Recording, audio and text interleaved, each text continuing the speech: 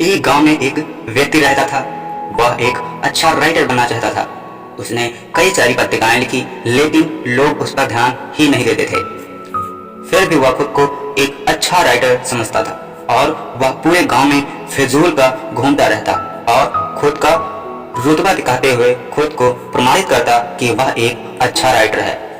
उसके पिताजी उससे परेशान रहते थे। एक दिन उन्होंने उसे अपने पास बुलाया और उसे समझाते हुए बोले, बेटा कुछ काम धंधा किया कर, वरना लोग तुझे आवारा कहेंगे और कोई भी तुम्हारी रिस्पेक्ट नहीं करेगा। यह सुनकर बेटा बोला, पिताजी मैं बहुत विद्वान हूँ, इसलिए लोग मेरी रिस्पेक्ट करते हैं। मैं काम करूँ या ना करूँ? पिताजी ने कहा, ठीक है, तुम मुझे प्रमाणित करो कि इज्जत विद्वान होने से मिलती है। बेटे ने कहा, लेकिन कैसे? पिताजी ने उत्तर दिया कि तू बता कि रिश्ते में कहाँ के लोग तुझे सबसे ज्यादा मानते हैं? उसने उत्तर दिया, ससुराल के।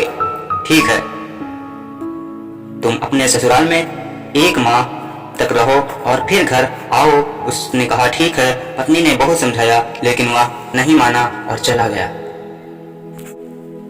ससुराल जाते ही उसकी बहुत सारी सेवाएं होने लगी। टाइम पर खाना पानी नाश्ता सब मिलता।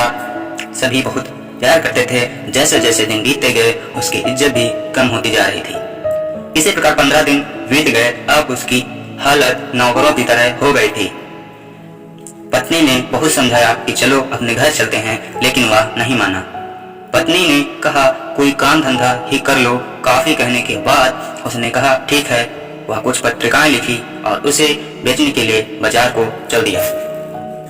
उसने अपनी पत्रिकाएं बाजार में रखी। सुबह से शाम हो गई, लेकिन उसकी एक भी पत्रिका नहीं बिकी। उस समय वहां के राजा ने घोषणा कर रखी थी कि किसी भी दुकानदार का सामान यदि नहीं बिकता है तो वहां के राजा उसे खरीदवा लेंगे।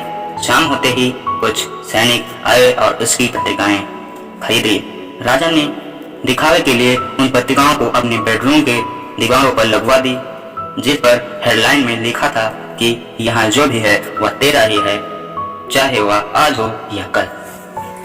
उस समय राजा का बेटा वहां का राजा बनना चाहता था, लेकिन राजा के जीते जी वह ऐसा नहीं कर सकता था।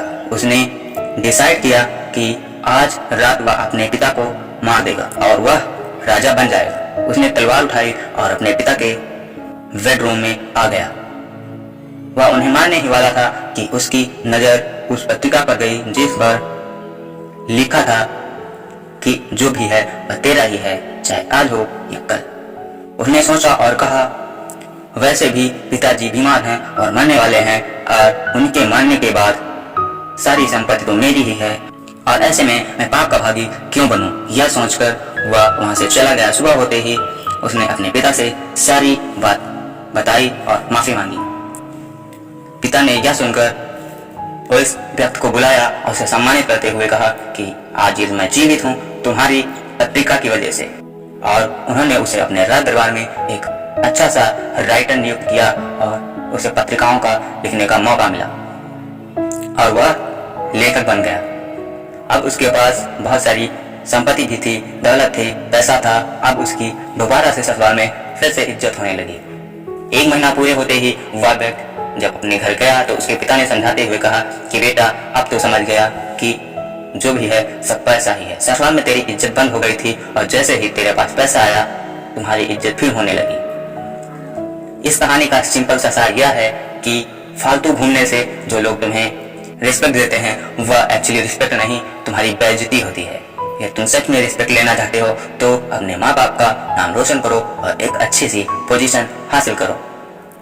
ऐसे ही कहानियों को सुनने के लिए हमारे चैनल को सब्सक्राइब करें। मिलते हैं नेक्स्ट वीडियो में नई कहानी के साथ।